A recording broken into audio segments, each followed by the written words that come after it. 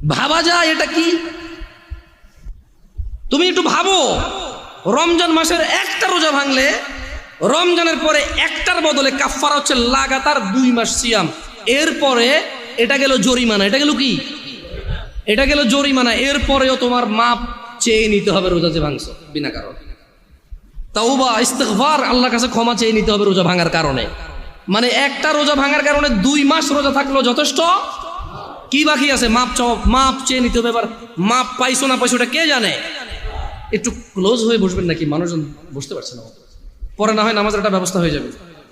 Abul uncle আসেন, বাইরে ওই কার্পেট টার্পেট থাকলে একটু কিছু বিছিয়ে দেন। আবুল আসেন, দেখো বাইরে কার্পেট টার্পেট থাকলে একটু বিছিয়ে দেওয়ার ব্যবস্থা করো। তাহলে যেই রোজা আমরা ভাঙি এটার একটার বদলে কাফারা কত মাস রোজা? এটা কি মানে ভাঙে ভাঙে রাখা যাবে নাকি লাগাতার? আল্লাহু আকবার।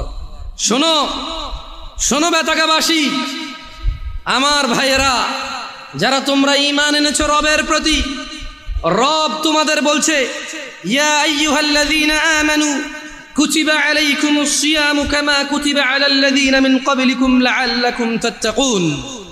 বেতাকাবাসী, তোমরা যারা আল্লাহর প্রতি ঈমান এনেছো, যারা তোমরা ঈমান এনেছো শেষ দিবসের প্রতি, যারা তোমরা জানো এই পৃথিবী চিরস্থায়ী নয়, মৃত্যুর পর সাক্ষাৎ করবে তোমরা পৃথিবীর প্রতিপালক মানুষের স্রষ্টার সাথে, যিনি আমাদের সব কর্মকাণ্ডের হিসেব রক্ষা করছেন এবং সেই হিসেবের সম্মুখীন আমরা হতে হবে।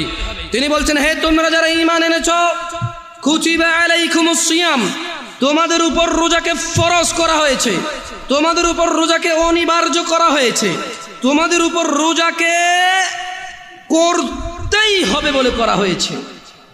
কেউ এটা থেকে পার পাবে না।